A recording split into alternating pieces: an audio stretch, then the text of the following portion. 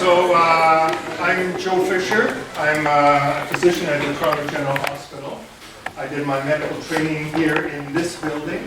I was in the first medical school class when the building first opened. That's sort of my claim to fame here. I don't know if that's a famous thing, but yes, so we were the first medical class here. I did my training, all my training here in Toronto. I spent a few years out in Campbellton, New Brunswick. Anybody know where that is? I was a family doctor in Campbellton. You know where Campbellton is? Yeah, I used to live in PEI. Ah, you're in PEI, so you know where Campbellton is, right? So that's a big metropolis of about 1,500 people. It has two hospitals, one for the predominantly French-speaking, one for the English-speaking, and I was a family doctor there, and I did everything. I delivered the babies, I looked after the old people, I did everything while I was out there, including gastroscopies, set fractures, and had lots of fun. Came back to Toronto to do some more academic stuff. Some of the stuff I'm going to show you. I finished specialties both in internal medicine and in anesthesiology, and I'm an anesthesiologist by trade now. This is Azad Mashari. He's one of my colleagues. You will see why I had to plead with Azad to come in and do the second half of this lecture. So what I'm going to give you in the first half of the lecture is a conceptual concept of what the cardiovascular system is like. Usually this lecture would have been, pictures of the heart and this valve and that valve. But it's hard to give you a picture of what the cardiovascular system functions like dynamically. So I set that as my goal this time. I'm going to try to stay within the time to make sure that we see the astounding stuff that Azad has to show you. So I'm going to give you a picture of the cardiovascular system. So basically, the cardiovascular system is a heart, which is basically a pump, and it's got blood vessels that go out. Everybody knows that. The thing is that the body doesn't necessarily like the things where the flow goes up and then goes to nothing and then goes up, goes to nothing. If it can, what it wants is a continuous blood flow. But biology doesn't really know how to do that. But it comes pretty close, and that's what I'm going to show you. So what you need to learn from me is basically just the concepts of how the cardiovascular, and you'll see by the end the respiratory system, is integrated into providing us with the wherewithal that we can do all our metabolism, move around, gather food, procreate, and do all the things that animals have to do. So basically, I'm going to show you pictures, diagrams, and then I made models of those diagrams. So I'm going to orientate you to these things. I don't know if I'm allowed to ask you questions or not, but I brought a few other people that I could put on the spot to ask questions. But you can always ask the questions. So I'm going to be the heart. Let me advance this to show you the first picture. So there's basically the model. There's basically the model. I don't think we have to turn the lights down. I think we're fine like that. So this is my model of the heart. The dotted line is where this wall came from. This expands. This is blood flow coming into the heart. This is going to be a valve. This is a valve where when the heart constricts, it pushes fluid into this thing, which is going to be the aorta, and then there's all the blood vessels that ramify and go out to all the organs in the body. Initially, the heart has to fill with some fluid, so that's what I'm illustrating here. This valve is open, the fluid comes into the heart.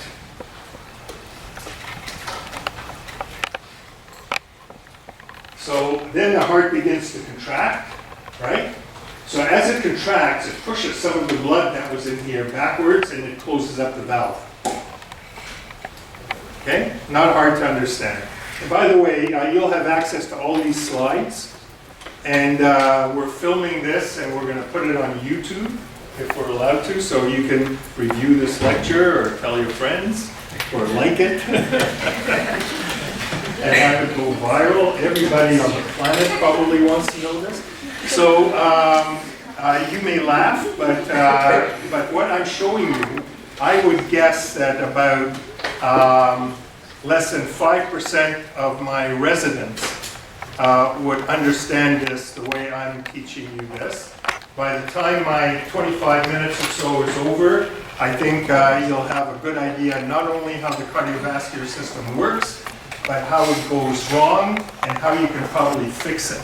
You'll know more than not only the medical students when they graduate from this university, but you'll know more than my residents who have to deal with this all the time. So pay attention, let me know that you're at this lecture, and if you come to be a resident at our place, I'll choose you first. Because you already know this stuff. I have to teach them and it's hard, you know, once they've gotten the wrong information. Okay, so when the heart contracts, this valve is closed, this valve opens up, and the fluid goes in there, and then the heart relaxes again, sucks in some more fluid from back here. Meanwhile, this thing here, which expanded like an elastic, like a little balloon, is contracting and continuing to push the fluid out here, right? And there's some resistance here so that all the fluid, so it doesn't just go like that. So what I have here, hopefully, is just that. So here you have, the first thing is I have a little valve, so I'm the heart, okay? So I'm this thing back here, this thing back here, right? And this is a valve that I have here, so it opens in one direction. And if you try to blow in the other direction, okay? So the next thing I have is I have the vascular system, which is over here, right? Put it here at the end. And now I'm the heart. That's the vessels.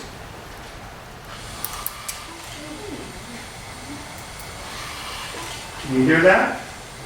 And if you put your hand here, you can feel that you basically have a constant flow. Now, biology is pretty smart. I'm not sure I would have thought of that. But so this way, you get a more or less constant flow. All right? So one thing that you do notice is that when I blow in, the pressures change. So in the operating room, we put a little catheter in the patient's radial artery, and we get a continuous reading of the pressure in their arterial system. So in place of that, I have here a manometer that's going to tell me the pressure in the arterial system, if it works.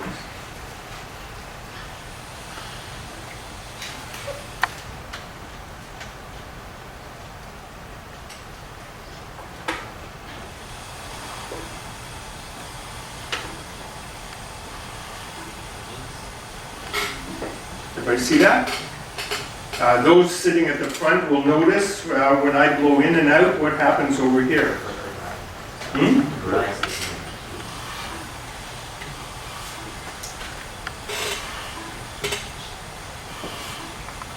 So when it goes up, what's that called? The diastolic is while I'm breathing in, getting ready to go again. And after I finish breathing in, the top is called the systolic.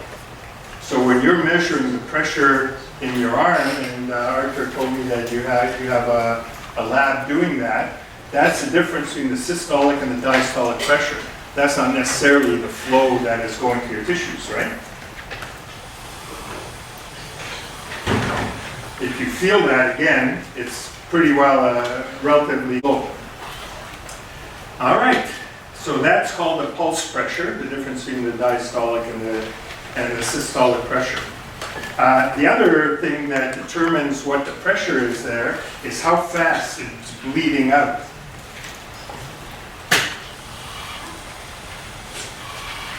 Right?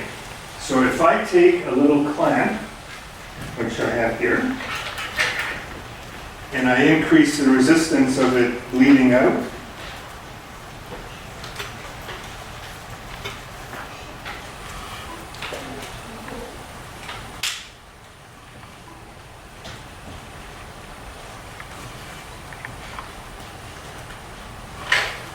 higher pressure. Now, why is it a higher pressure?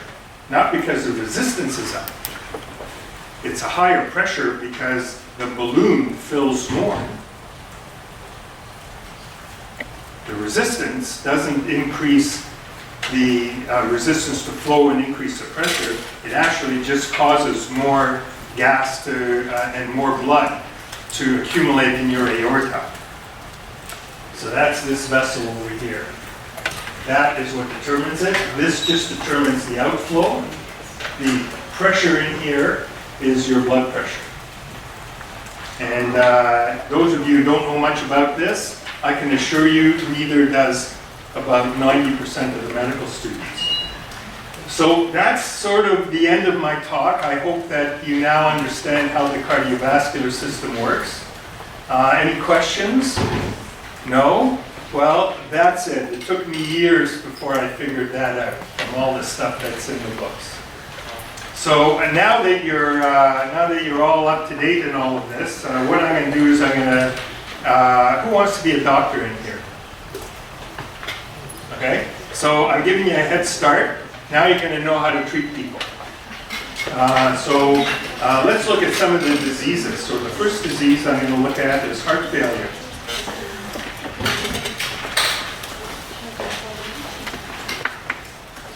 All right, so the problem with heart failure is that the heart is poopy. It can't really contract. It doesn't put out the volume that it needs, right? Instead of contracting all the way here, it just sort of contracts like this. And what happens is that the balloon inflates less and the blood pressure goes down. So what you would have is something like this. Instead of, that's called the stroke volume, how much I put in there, you get this.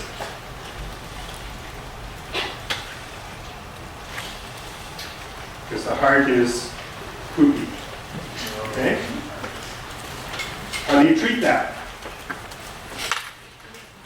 Stimulate the heart, get it to beat harder.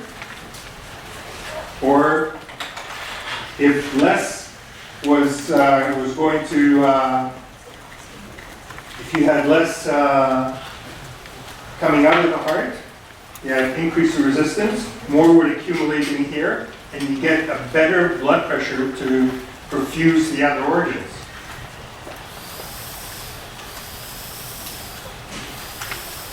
Right? And if you stimulated the heart so that it would beat harder,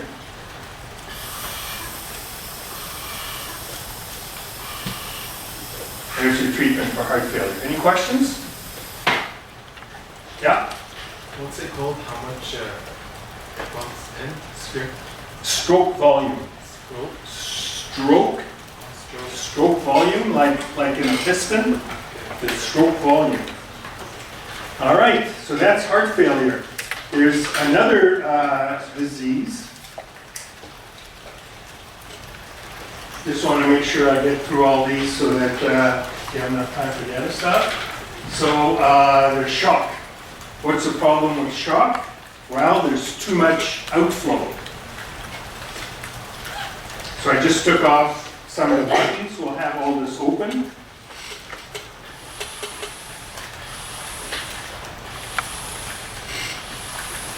Can't accumulate any pressure because nothing stays back in the aorta. It becomes floppy, and there's not enough pressure to perfuse all the other organs. All the organs get what you get out of here, little bits of flow every once in a while, rather than a continuous flow. How are we going to treat that? Well, the major problem is that there's too much outflow, right? So we give drugs and we do things to reduce the outflow. So I'm going to clamp some of that outflow and give me a greater opportunity to collect more gas in here.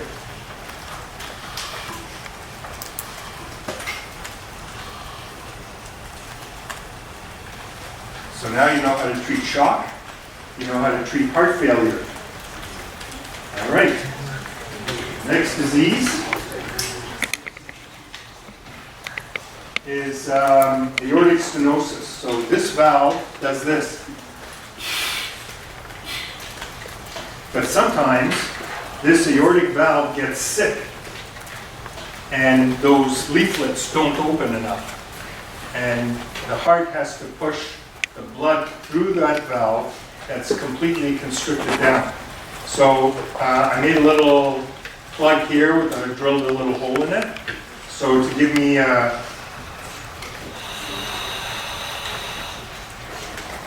so that's what the heart feels like when it's trying to blow through a valve that's already closed down. Okay? So in this drawing, what I'm talking about is this is the way the valve usually opens up. And in this case, the dotted line is what it would usually open to, but in this case, it doesn't open. The valve leaflets are sort of fused together to some degree, and they only open a little bit, letting a little bit out. So what ends up happening is this.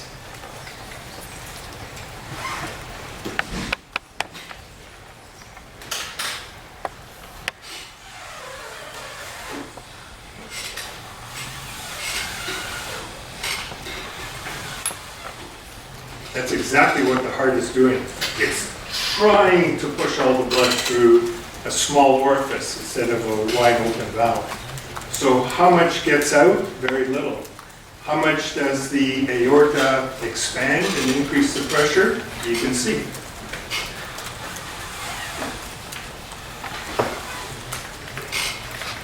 All right. So how are we going to treat this? Well, one thing we can do is if we allowed less to escape, the total pressure in the aorta, and therefore the perfusion pressure of much of the important organs, like the brain and the heart, will have a better perfusion pressure. So sure, other parts of the body, like the muscles and things that are less important, will be relatively deprived of blood flow, but the important organs like the brain and the heart that have a large energy expenditure and rely on it will stay. So I've put a little clamp on here to increase the amount of outflow to the organs that aren't all that necessary.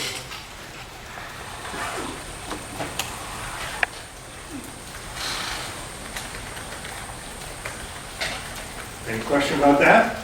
So it's still leaking, right? But the leak is going to the important organs. Kind of temporizing measure. And what would you do definitively? You take out that valve, throw in a new one. Right? Yeah. Would that be a mechanical one?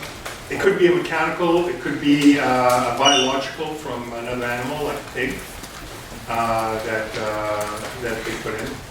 And nowadays it's done, it used to be this big operation where you open the chest and you take everything out. Nowadays it could be done just by passing a catheter through the aortic valve. All right. So another thing that I'd like to point out here is that does the heart rate matter?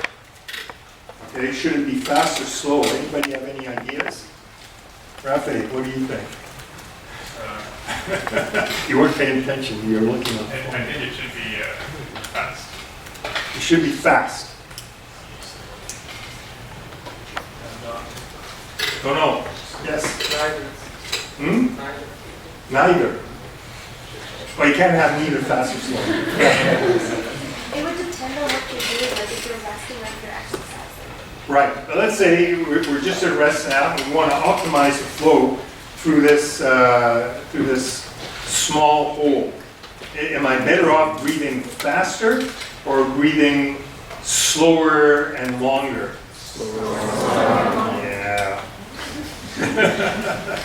Absolutely.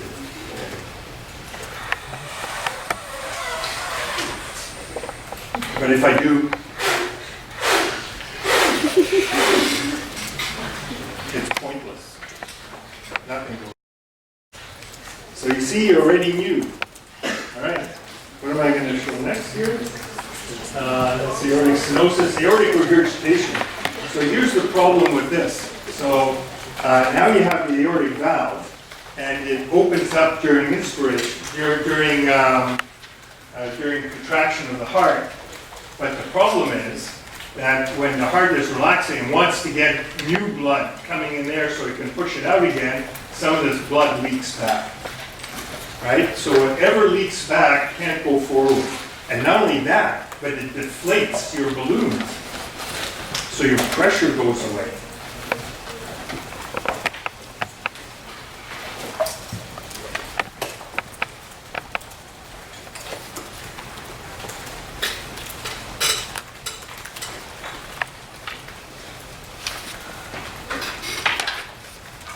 All right, so now I made a leak so that it's the equivalent of it leaking back, right? The aortic valve is okay going in, it closes, and then it leaks back. That's the problem. The blood flow is coming back, not going forward, and not being maintained in the aorta, so it doesn't maintain the pressure. Everybody see that? So is it better for me to breathe fast or slow in here? Fast. Right?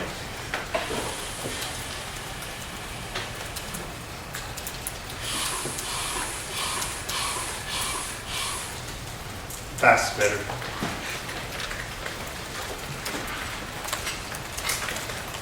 Okay, and the other thing I can do to get more blood flow going everywhere is that compete.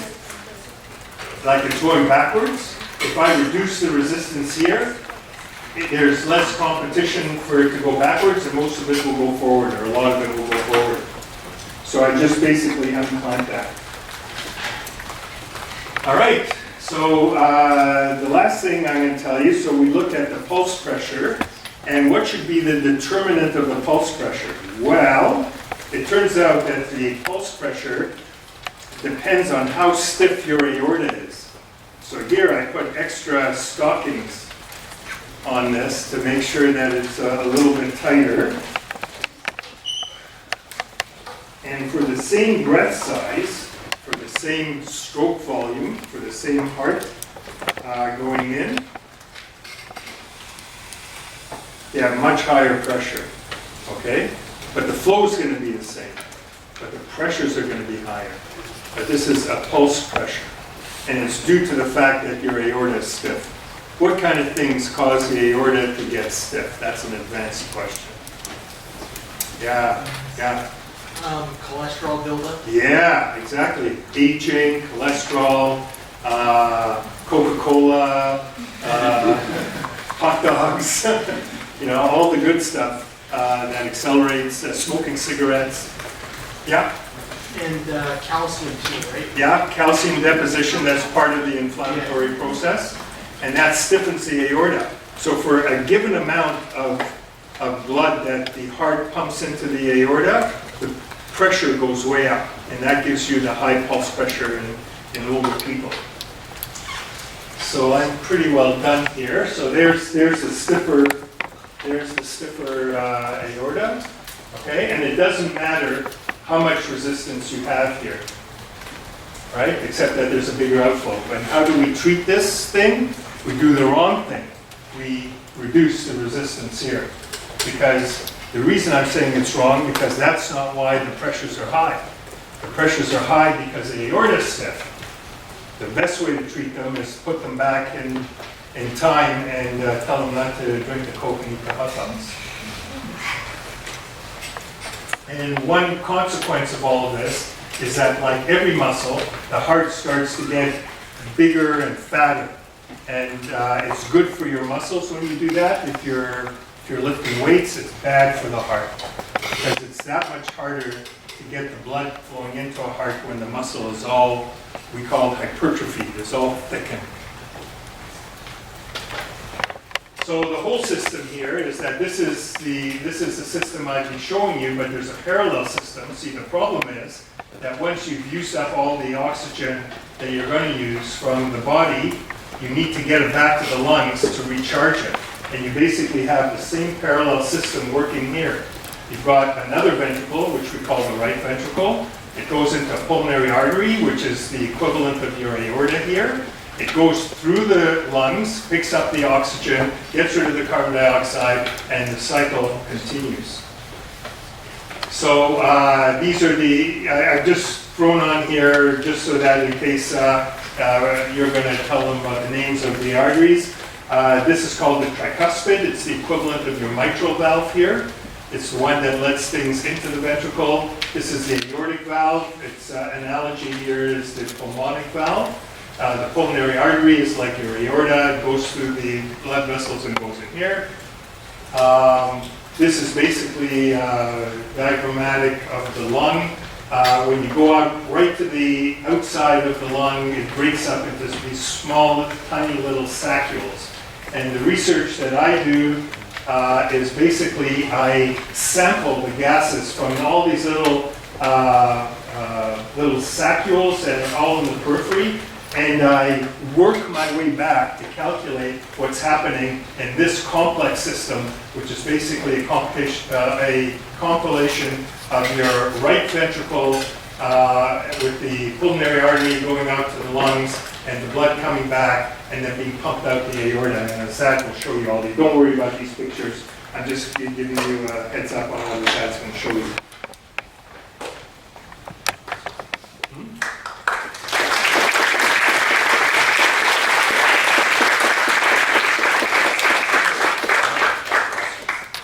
We're going to take questions. Arthur?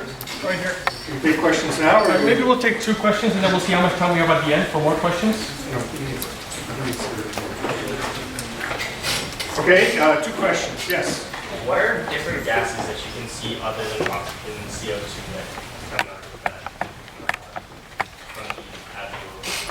Okay, so you only see oxygen and carbon dioxide.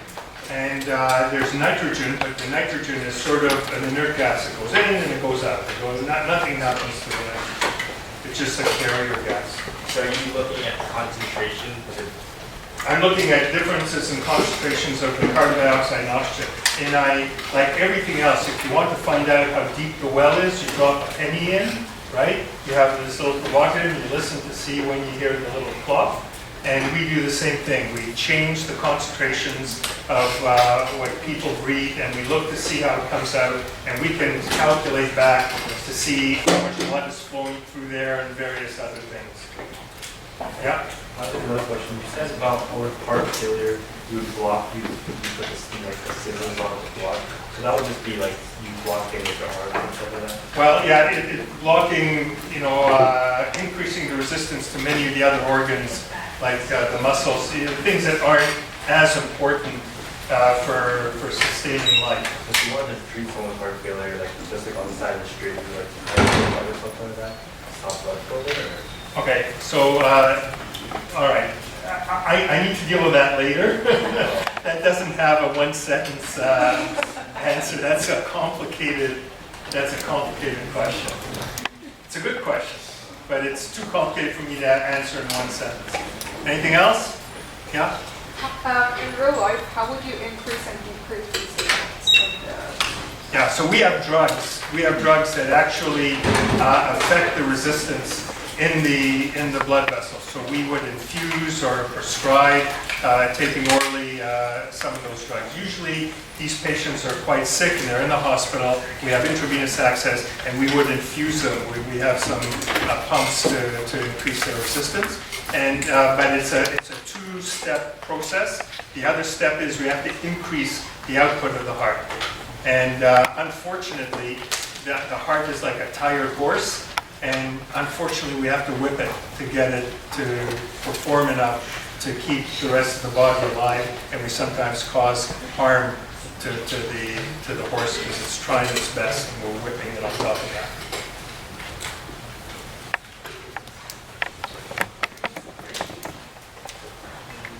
So my name is Azad Mashari, Dr. Fisher mentioned, and I'm also an anesthesiologist, Dr. Fisher. And I spend most of my time giving anesthetics for heart surgery. And I think anesthesia is probably one of those medical subspecialties that most people don't hear much about. So, of the people who raise their hands for wanting to go into medicine, how many have considered being an anesthesiologist? That's impressive. That's usually much lower in the medical school class.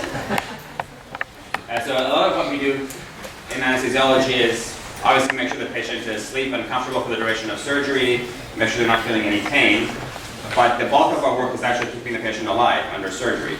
Because as you can imagine, most surgeries are basically sort of pretty violent assaults on your body. Under normal circumstances, if a surgeon just walked up to you in the street and tried to operate on you, you probably wouldn't survive. So a lot of work goes into actually monitoring all the vital functions of our patients and trying to manipulate them and modify them and control them under surgery to have the best outcomes. So one of the things we do to monitor what's happening in the patient's body during heart surgery is we do what's called a Esophageal Echocardiogram. So that's a big long word for heart ultrasound. So some of you may have seen sort of ultrasound probes that people can put on the belly of a pregnant lady to see the baby, for example. So the same instrument can be used to look at the heart, and that's called echocardiography. But during heart surgery, we can't put that probe on the chest of the patient because the surgeons are operating on the heart. So that ultrasound probe ends up going down into the esophagus, into the stomach, and the stomach is right behind the heart. And from there we can look at the heart and monitor its function during the surgery. So for example, if a patient is coming to have their aortic valve replaced, sometimes that can be done through a catheter, but we still have a lot of patients who have to come to the operating room to have the heart open and to have the old valve taken out and a new valve, either a mechanical valve or a bioprosthetic valve, put in its place. And you may wonder, well, how does that happen? Because the heart's working, and if you stop the heart from working, that patient's not going to survive. And you can't just open the heart and replace valves as the blood is flowing through it. That would be awfully messy. So what happens is we put patients on what's called a bypass machine, or cardiopulmonary bypass machine. And it's cardiopulmonary because it replaces both the function of the heart, the cardio part, and the function of the lungs, the pulmonary. So what happens is the patient's blood that would normally come back to the heart is we put cannulas to take the blood back into these tubes. Those tubes go to the bypass machine, and then another tube comes out of the bypass machine and goes to the aorta. And no more blood flows through the heart or the lungs. All the blood, when the patient's body uses up the blood, it goes to the bypass machine. The bypass machine adds oxygen, removes carbon dioxide, and pumps it back at pressure into the aorta. And that way the surgeons can then operate on the heart empty, take out the old valve, put the new valve in. And then we will do an ultrasound of the heart before this happens, so we can see how the old valve is working or not working. And then after the surgery is done, we can check that once the patient goes back to their own circulation and we turn off the bypass machine, we do another ultrasound to see how the new heart's working and how the new valve is working, to make sure there's no unexpected problems, that nothing around the valve got injured, for example. And that used to be done in 2 dimensions, that imaging, the ultrasound, was done in 2 dimensions, as Josh will demonstrate here. So this is a virtual reality simulation. And Josh's right hand right now is simulating an ultrasound probe, and he's, move your head a bit left. So we have a heart here, and we would be seeing an ultrasound slice of it that would look like that. So we're like getting a two-dimensional slice through the heart, and then we could move the ultrasound probe around to see different parts of the heart. It would take a lot of training to do this because you had to become very experienced in trying to put all these 2D slices into a three-dimensional model in your head. Because the heart's three-dimensional, but the images you're seeing from it are all cross-sections. So over time, you'd learn how to interpret these cross-sections and figure out exactly what part of the heart was being shown in any given cross-section. Now, over the past 10, 15 years, we've been able to do echo with 3D. So we actually see a 3D image. When we do the echocardiogram, we don't have any models of that, any simulation of that here. But what that's allowed to do is for us to create digital 3D models of the heart.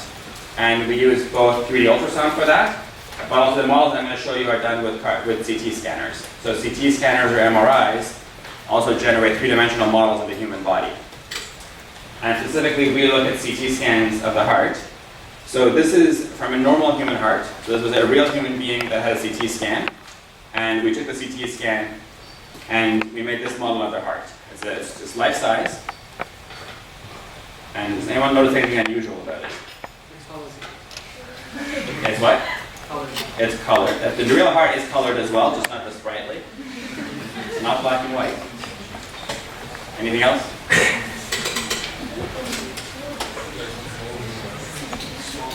There's holes in the back.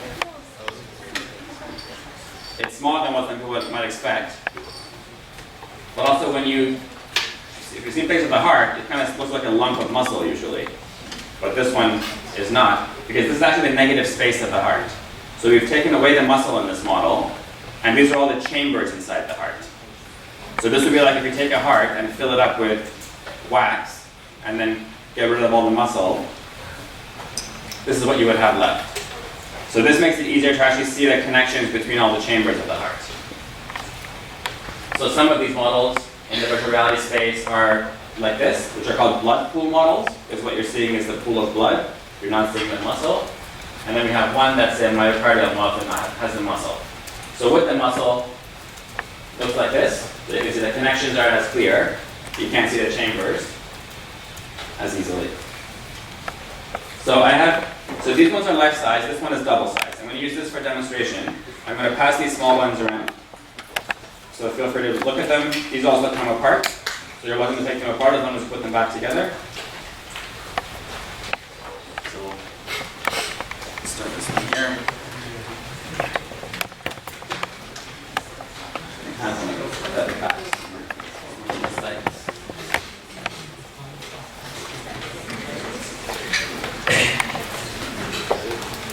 So I'll go through the whole thing first, then I'll take it apart and we'll go through the separate parts as well.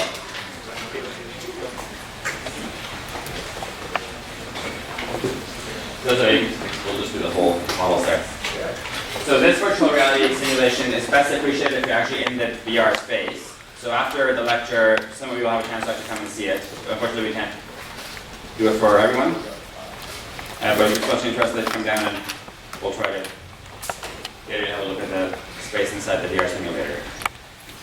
So when the blood comes back from the body, most of its oxygen, or a lot of its oxygen is used up, and it comes back to the body via two major veins. Anyone know what they're called? The two big veins in the body? Yeah. Yeah, so they're called the vena cava. So there's the superior one that comes from above, that carries all the blood from your head and your arms, and the inferior vena cava that carries all the blood from the rest of the body. So those are, can everyone see? Yeah. Okay, so those are these two here. And all that blood pools into this first chamber called the right atrium. Now I'm holding the heart like this, and in fact, if this was my heart, this would be in that position. So I'm calling it the right atrium, but really it's not right or left, it's front and back.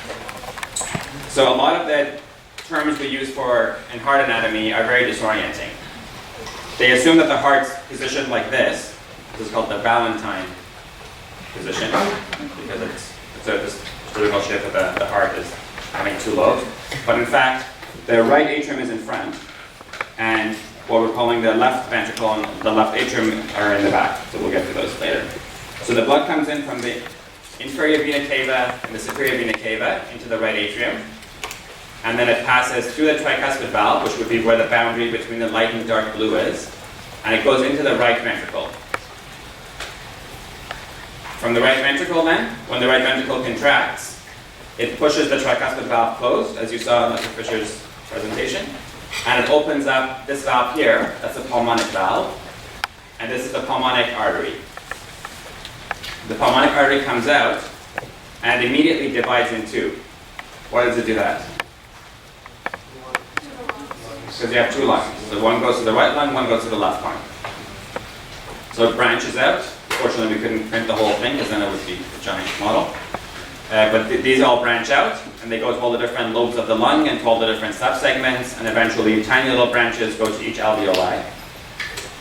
And then they go through the alveoli, they absorb oxygen, they connect back to tiny little pulmonary veins now that are coming back. And those all slowly come together, and they come into this orange structure here, the left atrium. So all the oxygenated blood that's coming from the right lung comes down these two and comes to the left atrium, and the ones from the left lung come in through these two other ones and come into the left atrium. And then the same kind of mechanical thing happens. So they go through the mitral valve now. That's the valve between the left atrium, light orange, and the left ventricle, the red. They fill up the ventricle, and then the ventricle contracts and pushes all the blood through this yellow vessel, that's the aorta. And the aorta arches over. We don't have the whole thing modeled here, but it comes over and goes down, and that supplies blood to the rest of the body. And a few branches go up to supply blood to the head and your arms. I'm just going to separate the right and left sides of the heart now. And I mentioned before how these models are made. They're made from cardiac CT scans. And the process by which we make these models was in fact perfected by two medical students in our lab a few years ago.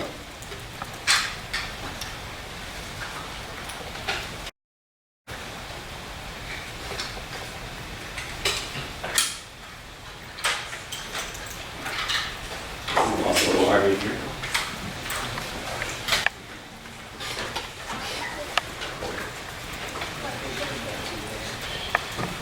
Okay. So this makes it clear that two halves of the heart. So these are analogous to the two models that were on Dr. Fisher's last slide. So you have the left side of the heart that pumps oxygenated blood to the whole body, and the right side of the heart that pumps deoxygenated blood, or blood with a low level of oxygen, into the lungs. So both of them have three chambers. So there's the atrium, which is the receiving chamber where the blood all comes in first. Then they go through a valve, like this one here, or this one there, into the ventricle, the dark blue or the dark red. That's the chamber that's muscular and generates pressure. And then the blood flows out into the artery, either the aorta or the pulmonary artery.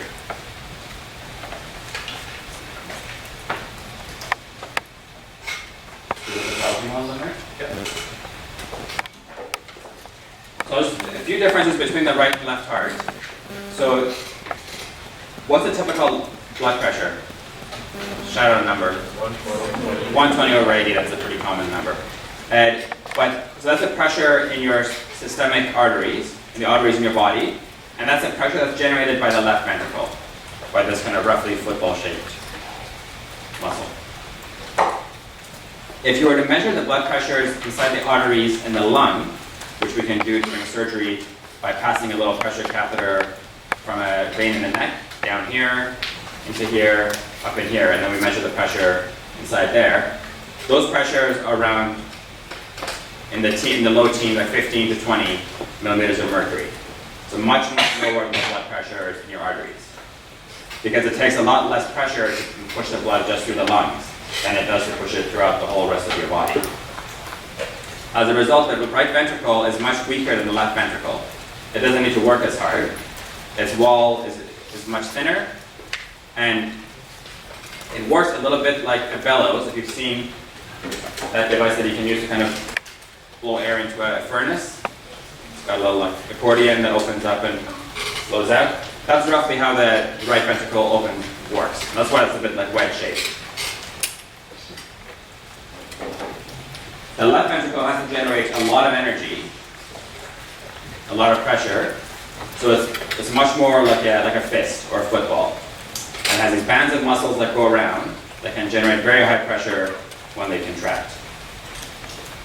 But what that means for our patients is that it takes a lot less stress to make the right heart fail than it does to make the left heart fail. So we often think of heart failure and we see patients with left side heart failure. But a lot of patients have problems with the right side of the heart failing, and in fact that's what's causing their functional limitations and their various disabilities. Are there any questions about this so far? Are the models making their way across? I'll hand these two separate ones up as well.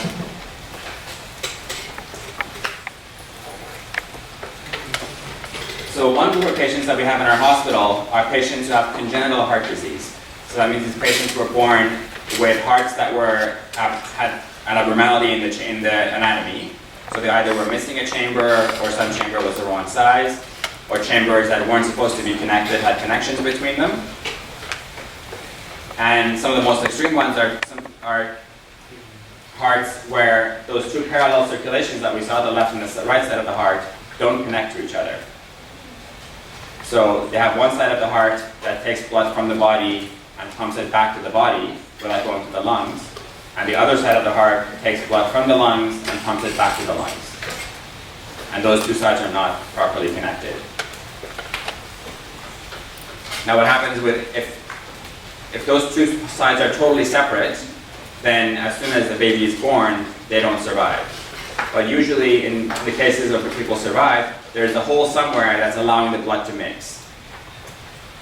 It's not nearly as efficient as having the full normal circulation, but it can be enough to keep somebody alive until they have surgery to fix the heart.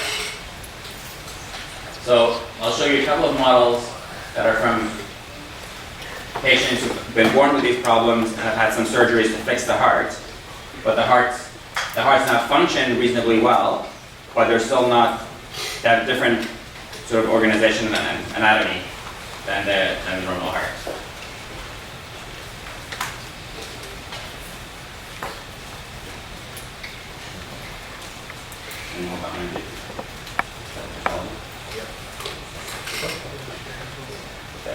Yeah.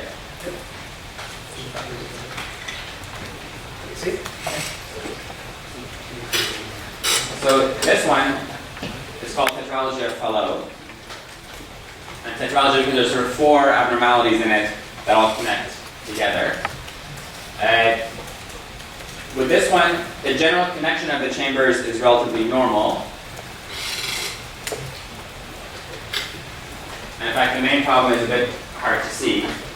But what happens with this heart is that the aorta, so that's the yellow vessel, instead of just connecting to the left ventricle, it connects to both the left ventricle and the right ventricle. So when the right ventricle is contracting, instead of all the blood going to the lungs, some of it goes back into the aorta. And then because the aorta is going to both ventricles, it causes the pulmonary artery, the green one, to be squeezed. So there's a lot of resistance for blood to go into the pulmonary, into the lungs. So that's called pulmonary stenosis. And it's very similar to what Dr. Fisher showed you with aortic stenosis. So it's a valve that is abnormally tight. But in this case, it's on the pulmonary side, not the aortic. So it's not aortic stenosis, it's pulmonary stenosis. So when the right ventricle is contracting and it's trying to push all the blood into the lungs so that it can be oxygenated, most of it ends up going into the aorta and back into the body with low oxygen levels. So if you take somebody, if you see a patient who has tetralogy of Fallot and they haven't had a repair of it, their oxygen saturation is usually much lower. Their skin may have a blue tone, they may have cyanosis, their lips may be blue. And because of that, they're not able to supply their body with as much oxygen, so that limits how much exercise they can do. And it limits their overall fitness. So when they do the surgery for this is done in multiple stages. So usually when children are born with this, they have a couple of surgeries immediately, just to allow more blood to mix between the left and the right.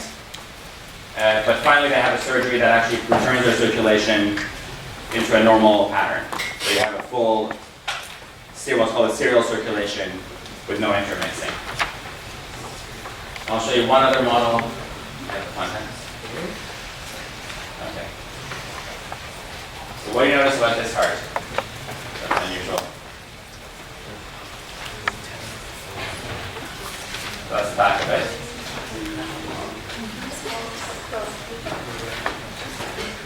So it's missing one chamber. So where the right ventricle would be right here. So this is the right atrium, and it's enormous.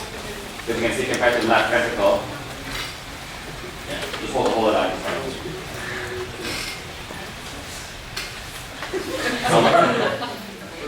I can also send out here. So you have this very large right atrium, and there's no right ventricle, and the right atrium connects directly to the green, that's the pulmonary artery. So the patient wasn't born with this heart. That heart is the result of surgery. What the patient was born with was a right ventricle that was too small to work.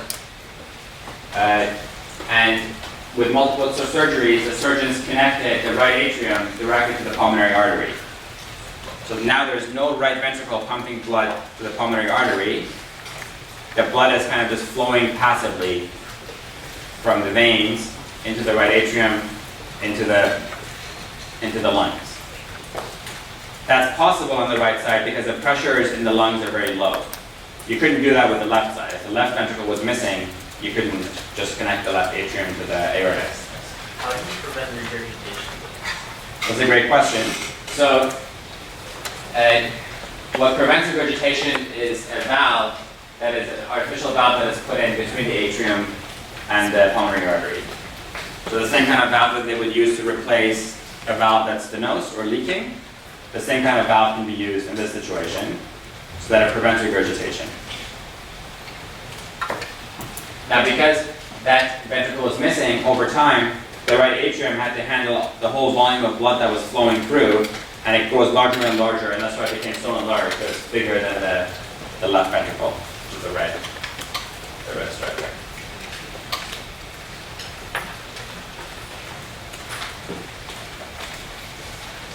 Why does the atrium become larger then?